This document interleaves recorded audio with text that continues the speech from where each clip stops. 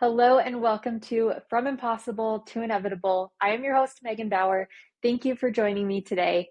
I am so excited about this episode that I am finally recording it and that I finally get to share it with you guys.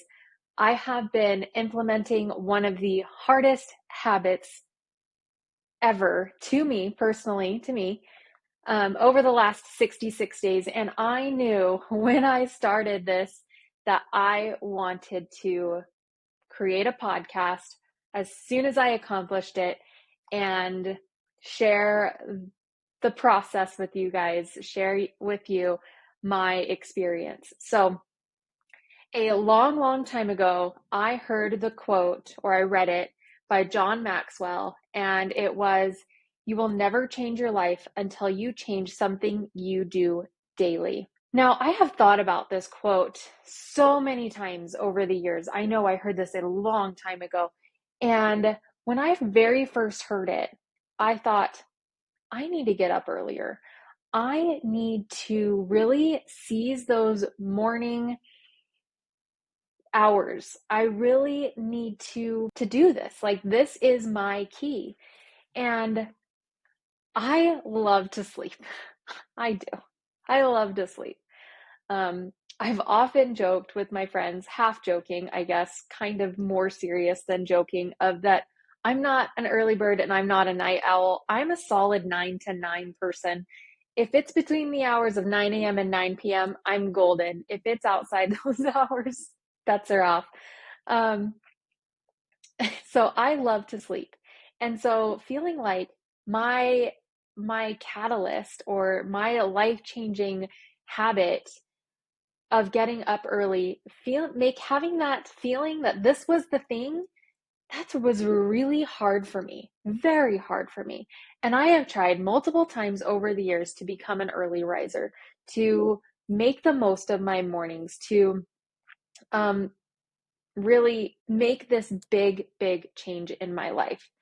And this kind of changed my identity too, because I have always loved to sleep in. From as far back as I can remember. Come on, toddlerhood, none of that counts.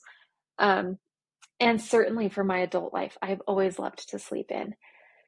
And I have never been successful with this, ever, not once. I think the longest I've made it was maybe 2 weeks, and that was weekdays only.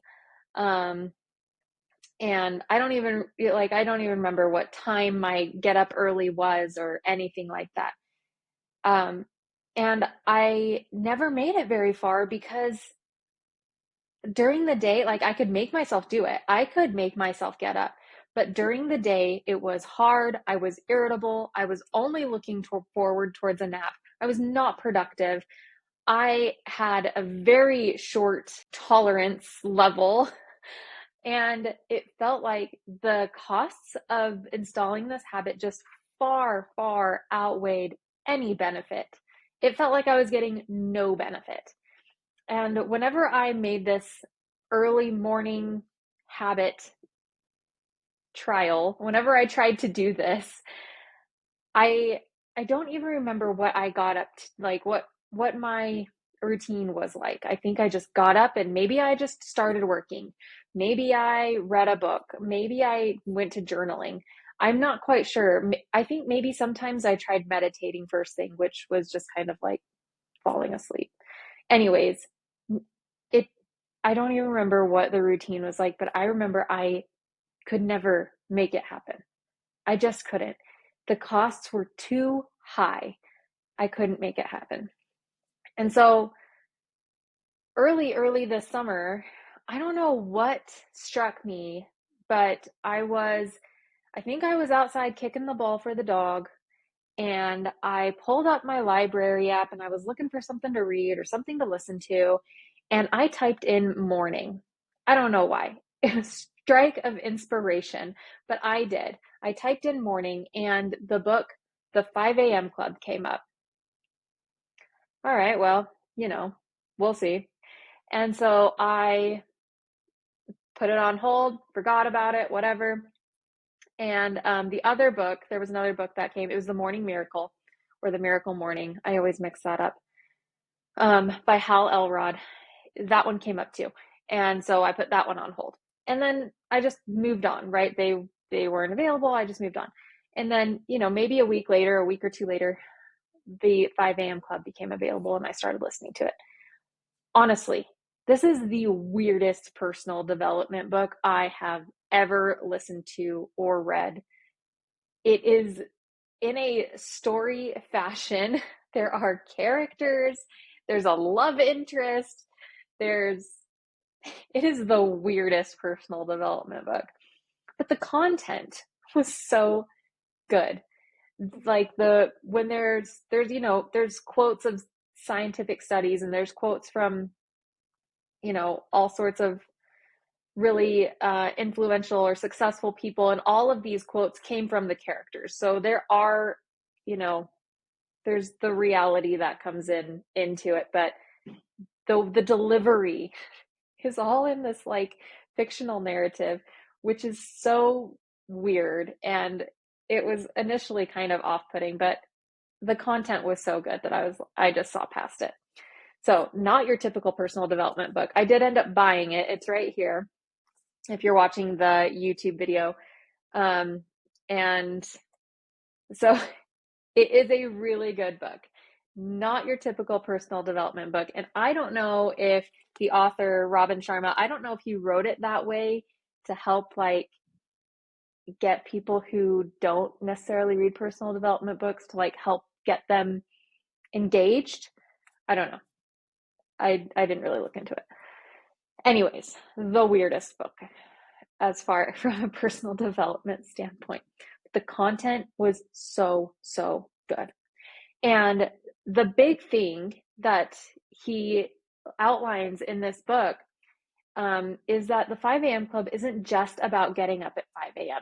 It's following what he calls the 20-20-20 formula for that first hour of the day. So you spend 20 minutes, the very first 20 minutes of exercise. And the only stipulation for this exercise is that you have to sweat. That's the only stipulation. So other than that, whatever works for you, you do you. The second 20 minutes is for more of introspection. It's meditating and journaling, whatever kind of combination you want of those two activities. And then the third 20 minutes is reading, and it's reading for, your own personal development. It's reading for your field. It's reading for, nonfiction reading to really help you grow and develop, whether you're looking for personal development or career development or whatever it is. That the final 20 minutes is for reading. And so it takes quite a while in this book to even get to the 20-20 formula.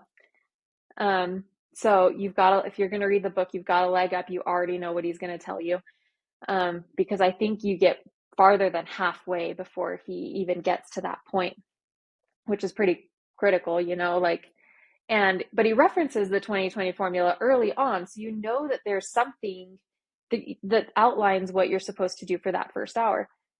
So when I finally got there, I was like, well, great. Thanks for the big reveal. And then he talks about the 66 days to implement a habit. And I talked about this. I couldn't help myself. I couldn't wait. I talked about this in episode number 78, where I talk about how change is hard, and having this mindset, this idea that how long it takes to actually implement a habit, a real habit of value, doesn't take, sometimes for some people it can take 30 days, or what have you. But typically, if you will expand your expectation to maybe this 66-day period, even if it takes you less time to implement the habit, then hooray, you're exceeding your expectations and you're there. Awesome. But if it takes longer, you're not quite discouraged because you haven't reached the 66 days. So combined with that, I looked up at the calendar at that day and I was like, okay, what's 66 days from today? And the day that I started was the 17th of June, and my 66th day was yesterday. And I did all 66 days consecutive I got up at 4:45 because I'm one of those, like, I have to be on time people. And so if I got up at 5, I knew I wouldn't be bike riding at 5. That doesn't make any sense. So I got up at 4:45. So I was out on my bike actually before 5 every single day. I was usually around 4:55. I was out on my bike. And so I jumped ahead there a little bit on accident. But I had decided also that my form of exercise was going to be bike riding because I'm not an exercise person. I don't love to sweat. I don't love to physically exert myself. Not fun for me. It's just not. And so I picked something that I knew I could do, that I could commit to for 66 days. I knew it was summer, or it's summer, so I was like, okay, I'll just take my bike out. And once I'm out, once I'm on that bike, I am not going to turn around. Like I'm committed, like I'm in it, I am doing it. So I chose to ride my bike, and I tried to make the decisions as easy and straightforward as possible. And usually by the time I'm halfway through the 20 minutes, about the 10-minute mark, I do start to sweat. I'm not overdoing it. I'm not dripping with sweat, but I do start to sweat. And, some days I push myself harder than others. For the 20 minutes, I was always somewhere between 2.5 miles and 3 miles. So some days it was the 2.5, some days it was the 3, and whatever it was is whatever it was. I had a higher pace or faster pace some days, slower pace the other days, and I didn't beat myself up about it. I was just like, I went, and that counts. Because honestly, the getting up at 4:45 and getting straight to exercise are like my 2 least favorite things in the entire world. And I was telling my dad about this and talking to him about how difficult this was for me. And he was like, I bet that is really difficult for you. We kind of talked about it as I was in the middle of this. And I was like, honestly, like, I think birthing the 2 girls was easier than this because at least, like, I got some more sleep. Like, anyways, it's fine. This was extremely hard for me. And maybe if you're an early riser, maybe if you already love to exercise or you already have an exercise routine, maybe this wouldn't be as hard for you. And that's awesome. I love that for you. This was extremely difficult for me. This used an intense amount of willpower for me to accomplish. And I'm grateful to know that I have an intense reserve of willpower at my disposal. And this really just illuminated that for me, that I have this ability. But not everyone does. And so while I was like 66 days, I am doing it no matter what, come hell or high water, I am in it. It was difficult. So, like I said, I set myself up for success with a few things. Like, I'm just going to bike ride because I will do that. I am not going to do some intense floor routine. I'm not going to do some I'm not going to follow a YouTube video. Like, I don't want to hear other people. Like, I don't want any tech. I set up a playlist, and the playlist was super, super helpful. It actually, as I kind of got on this routine of where, my route, my bike ride route, I could tell what my pace was like by where I was when what song came on, because I kept the same core songs. That I hit play on the same song every day, and it went through the same list, no variation, because I really wanted to know, like, when a specific song came on, I was like, okay, I have about 2 minutes left.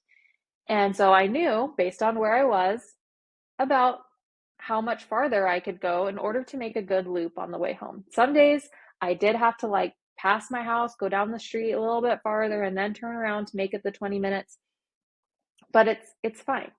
And some days, like, I went farther because I was like, wow, this song hasn't even started and I'm at the corner. And so I can turn instead of go straight, and whatever it was. I loved having that playlist that just helped me pace myself, know where I was at, know how I was doing. without any judgment, just helping me make decisions. How close should I get to home? Should I go a little bit farther, or should I just really head back? I loved that. And then I had everything else ready when I got home. I either had my notebook down at my desk because I finished the last 40 minutes at my desk, or I had it ready on the stairs with my glasses to just grab on the way down. And I came down. I bought this cute little timer. So I don't know if you're on the YouTube video, it's still going to be kind of hard to see. So this is a timer that has all these different numbers on it, and they are kind of engraved in, so you can't really see them very well. But I loved this little timer because then I could just flip it to 10 minutes because I decided to meditate for 10 minutes and then write for 10 minutes. And then I'd flip it for 20 when it was time to read for 20 minutes. That way I wasn't fiddling with my phone or my watch to set these timers. I just flipped it, and then when it doesn't beep, it can, but I turned that off. And so it just vibrates, and it's this nice, easy, just vibrates. I flip it, the vibration turns off, sets a new timer, on we go. So I just made this as easy as possible on myself because I was already doing a difficult thing. The other thing that I set up in order to make this as easy as possible was a mindset. I decided before day one, I said, okay, I have permission to hate this. I have permission to hate every single part of this if I want to, but I'm going to do it anyway. I'm going to do it even if I hate it. I don't care that I hate it. That I hate it doesn't matter. It has no value. It doesn't have any weight, no sway, doesn't matter. And for those first few days, to be honest, like my alarm would go off, I'd get up, I'd go to the bathroom, and my brain would be like, what are you doing? Who do you think you are? Like, it would berate me. It would belittle me. And it would tell me how dumb this was to try this again. I've tried this before. I've tried it so many times. You've always failed. What makes you think this is going to be any different? You just made this harder on yourself. Why do you think you'll be successful this time? All of this for about the first 22 days. Really. I had my brain discouraging me every single morning. And I tell it, you know what? Doesn't matter. It doesn't matter. Doesn't matter. I don't care. Doesn't matter. I get on my bike, and by the time I got on my bike, my brain shut up about it. I was like, all right, well, she's doing it, so whatever. And by the time I was out on my bike, those thoughts were really interesting because those first few days, you kind of look around for some social validation. Like, I don't know, I've never been out this early. Who's up this early? Like, who else am I going to see? Mostly no one. So, mostly no one. I did see some people sometimes. There was one morning where I came home, I was like, I saw 4 humans this morning. That was amazing. Most people are in their cars. But the time I saw the 4 humans, they were out, like on the sidewalk. And I was like, this is crazy. I've never seen you before. But it was interesting to see whose lights were on. Like, as I would ride past house after house after house, I remember one morning I was like, I'm going to count how many houses there are in between lights. And, I kind of made a game of it. And anyways, some mornings my thoughts were valuable. Some mornings they weren't. Wasn't the point. It didn't matter. By the time I got home, though, and through my meditation, I was no longer hating it. Like, even on the mornings that I hated it the most intensely, I was like, okay, this is fine. The hardest part is over. I got up and I exercised. And once the cool down happened, it was so much better. I loved the meditation. I loved the opportunity to journal every day. A lot of the times I journaled about the experience of the 5 a.m. club, or I journaled about the previous day, or I journaled about my hopes, or, there were so many things that I journaled about. I loved having that time. And I also loved having the time to dive back into books and to read and to have that quiet, uninterrupted time that is taking away from nothing to read, to just sit and read and really absorb. So I've shared one of the first books, actually I've shared two of the books that I've read since starting the 5 a.m. club. The first one was the 10x is easier than 2x. And then the second one was the Ryan Holiday book. That is not coming to me at the moment. I put it away so I can't see it. Anyways, that's fairly recent in the podcasts. I shared about that. And I'm going to continue sharing about the books that I read, because primarily they're going to be personal development books, because I love that genre. I love personal development books and the ideas and the encouragement and the inspiration that I get there. So here is the amazing part, right? I shared about how before, when I tried to do this, the costs far outweighed any of the benefits. And here's the crazy thing. Now, mind you, I have never run a routine like this in the morning, especially at 5 a.m. Never. I have never gotten up and gotten exercise immediately. Never. Not once in the history of my life have I ever done this. And so I've never done it for 66 days, that's for sure. Here's the crazy part. I felt so much more productive, so much happier, so much calmer, I had so much more capacity to deal with the girls, especially as they were home from summer or for summer. I had more ideas, more inspiration. I felt better. I remember being at church one day and I was talking to a friend who I had shared this with, and she has done it too, and she's worked on it in her own way. And she was like, "You do not look like you got up at 5 a.m." And I was like, "I know, because I feel so good. I feel amazing." And it's crazy. It seems like it shouldn't work, but it does. Isn't that insane? So yes, there were days that I felt like crap. There were days that I'd go through the entire routine and then go back to bed. I allowed myself that. And because if I need sleep, then I need sleep, and I'm going to get it. I'm going to do the 5 a.m. routine, and then I'm going to go back to sleep. There were days like that. I'm not going to lie to you. Every day was not super, super easy. And especially, I wore this shirt. I almost forgot. I'm glad I wore this shirt. The reason I wore this shirt was because this is my concert shirt from going to 30 Seconds to Mars. We went to 30 Seconds to Mars a few weeks ago, and I knew it was going to be a late night. I had been going to bed like no later than 9:30 throughout this whole process to help me get up and to help me, set myself up for success, really. This was going to be a late night and it was going to be worth it. I decided I want to do this. We got home at midnight-ish. And so, by the time the dog's gone outside and gotten ready for bed and blah, blah, blah, it was 12:30, 1 o'clock before I was in bed asleep. That didn't make a difference. I still got up at 4:45. I still ran the whole routine. And yes, I went back to bed after that, but I still did it.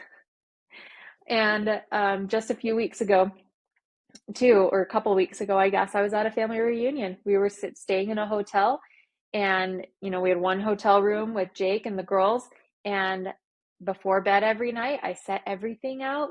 I made sure I had a bag that had my notebook and my book in it.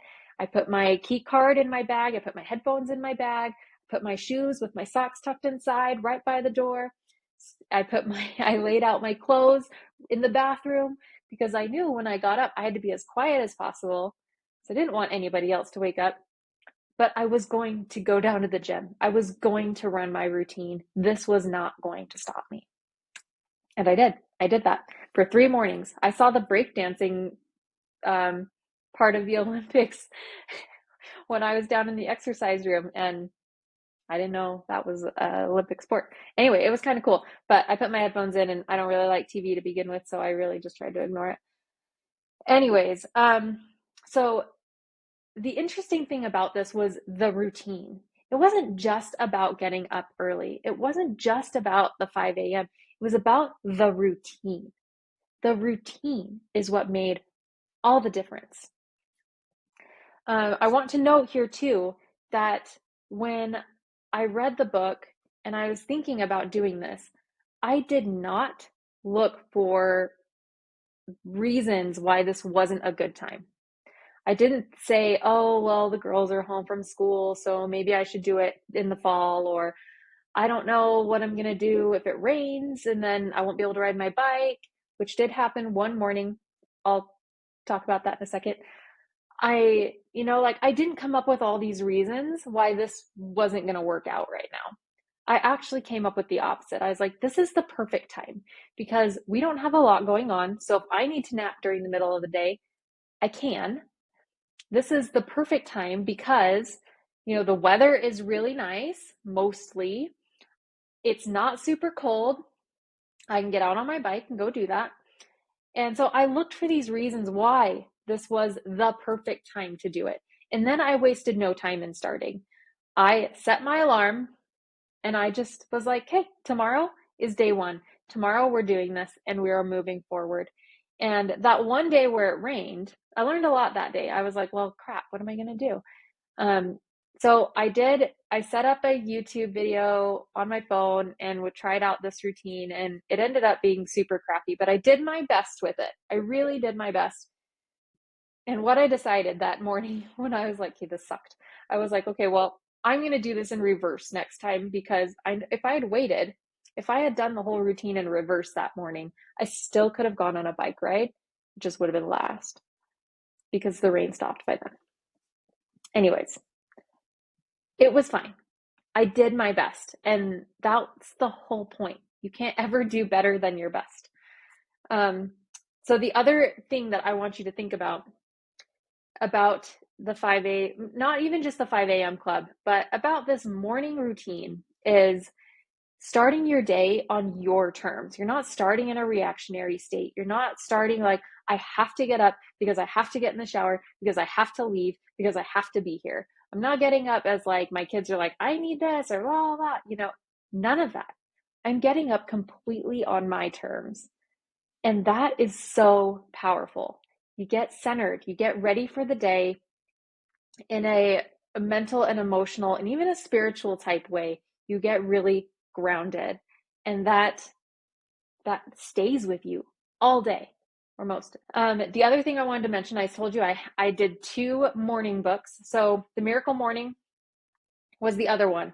That one came in after I finished this one, after I already started the 5 a.m. Club 66-day challenge for myself. And that one, to be honest, is for more of the population. You might listen to this and be like, Megan, I am not part of the 5 a.m. Club. It's just not for me. Okay, that's fine. I don't care. What you should consider, though, is Hal Elrod's Miracle Morning, because he really allows for more variation, more space. He invites you to do 6 different things instead of 3, and he invites you to do them more on your time frame. He's like, if you usually get up at 8, get up at 7. And you can run through these 6 things. And he even talks about like on the days that are super busy, spend 6 minutes doing these things. Spend 1 minute exercising, 1 minute reading, and he really makes it more accessible. So if the 5 a.m. Club freaks you out, try the Miracle Morning by Hal Elrod, because it is a lot more giving. For the 5 a.m. Club, it's no, 5 a.m., this, no excuses. Works for some people. Doesn't work for everyone. I get that. I did appreciate the Miracle Morning as well. And it gave me some very good thoughts and insights. And for a while there, I did expand it to the 6 different things. And I liked it. Didn't love it, but I liked it. I recommend it to probably more of the people. So there you go. I know this was a long episode. I had a lot to say. This was a very big thing for me. Oh, and if you're wondering, where are we going from now? I gave myself, so this all ended yesterday. 66 days was yesterday. I gave myself, when my alarm went off this morning, I was like, I'm going to give myself a reward morning. I went through weekends. I went through vacations. I went through day after concerts. I am going to give myself one reward morning. And here's what I learned. Okay, back up. because I decided yesterday I'm going to go to 100. I want to see what this is like when the girls are in school. So I'm not done. I'm going to continue.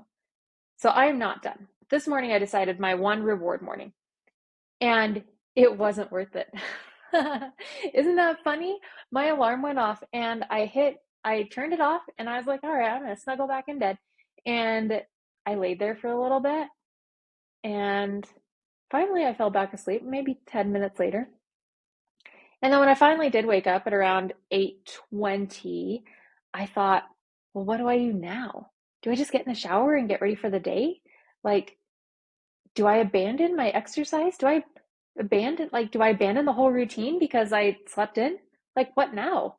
I felt a little bit lost. Instead of abandoning everything, I suited up and I went out on my bike ride, and it wasn't as great of an experience. There were so many more cars and people and kids going to school, and I had to be on such high alert about my surroundings that it wasn't the peaceful meditative state or environment that I had been used to for the last 66 days. And then when I came home and I started meditating, I've never had to put my phone on focus or do not disturb in these mornings. So I didn't even think about it. But of course, texts and phone calls came in as I was trying to meditate. And I'm like, oh, this is so not great. And then here I am trying to read for 20 minutes and I've got the girls playing music and laughing and whatever they're doing. Not the same. So that was a very interesting contrast. And I'm grateful for the contrast. I'm grateful that I ran through my routine still, despite all the new obstacles I had. And I'm really grateful for the contrast because it tells me, hey, I've been on the right track here. I've actually, despite all of the difficulties, despite all of the hardship, I have been on the right track. And I've made it through to the other end where I can see the benefits. I can feel the benefits. And I don't really intend on going back. I've set my next goal for 100 days, and I'm going to go and I'm going to do that. And once winter hits, I'm going to have to figure something out because morning bike rides are not going to be a thing. I don't see myself adding the hatred of the cold to my list of the three of things that I hate to do and engage in. And there's going to be a point where that will just be dangerous. And so I'll figure something else out and it'll be fine. I'm not borrowing that trouble yet. So that's where I'm going from here. I am planning on rereading the 5 a.m. Club because now it's been a bit.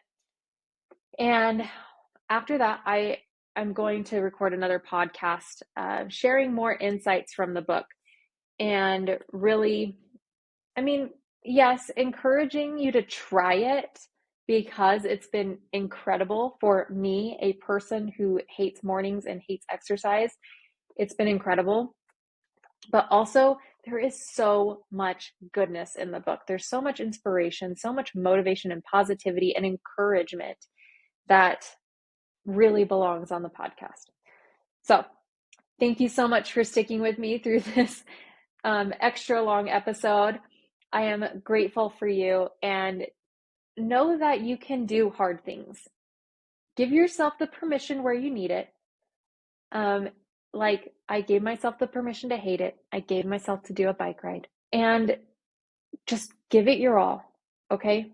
Everybody has different levels of willpower and different reserves and all of that, but give it your all, whatever that looks like for you, and push yourself with whatever it is. Maybe it's not the 5 a.m. Club. Maybe there's something else in your head that you're like, I really need to do that. That's going to be my one life-changing thing. And you haven't been able to do it up until now. That doesn't matter.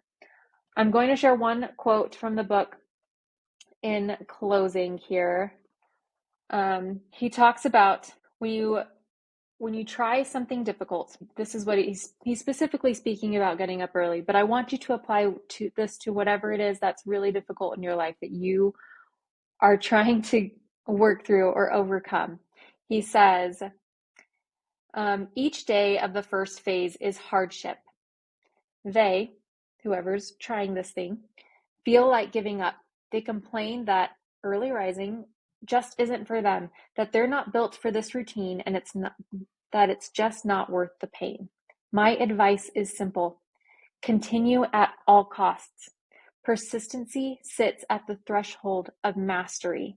The things that feel hardest are also the ones that are most valuable. All right, I'm going to leave you with that, my friends. Thank you for joining me. I appreciate you. I wish you all the best. Until next time, bye for now.